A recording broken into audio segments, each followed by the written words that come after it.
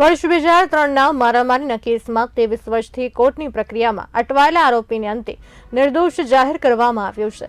પારિવારિક ઝઘડાને કારણે દાખલ થયેલા આ કેસમાં આરોપી લાંબા સમય સુધી કોર્ટના ધક્કા ખાતા રહ્યા હતા। બાદમાં તેમણે જિલ્લા સેવા સત્તા મંડળનો સંપર્ક કર્યો હતો, જ્યાંથી તેમને એડવોકેટ વિશાલની કાનૂની મદદ મળી।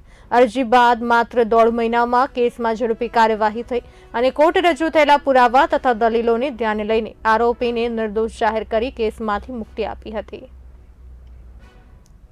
જી, એક 2003 થી કતારગામ પોલીસ સ્ટેશનની હદમાં આજે મારામારીનો બનાવ બન્યો હોય એ પ્રકારની એક ફરિયાદ થયેલી હતી અને ફરિયાદના અનુસંધાનમાં જે કેસ હતો એ કુલ 23 વર્ષ જેટલા સમયથી ચાલતો હતો અને એમાં જે આરોપી છે સતીશભાઈ કરીને એમણે 1.5 મહિના પહેલા જિલ્લા કાનૂની સેવા સત્તા મંડળમાં પોતાના બચાવ માટે અરજી કરેલી હતી। 1.5 મહિના જેટલો સમય થયો અને એમને નિઃશુલ્ક અને સક્ષમ કાનૂની સહાય આપવામાં આવી। એ કેસ મને ફાળવવામાં આવેલો અને આજરોજ એનો નિર્દોષ ઠરાવી છોડી મૂકતો હુકમ નામદાર કોર્ટ દ્વારા કરવામાં આવેલ છે।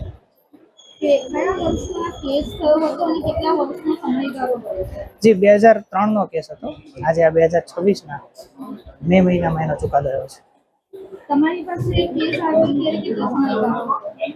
ત્યારે એપ્રોક્સિમેટ 22.5 વર્ષ જેટલો સમયગાળો થઈ ગયેલો હતો પહેલા જ।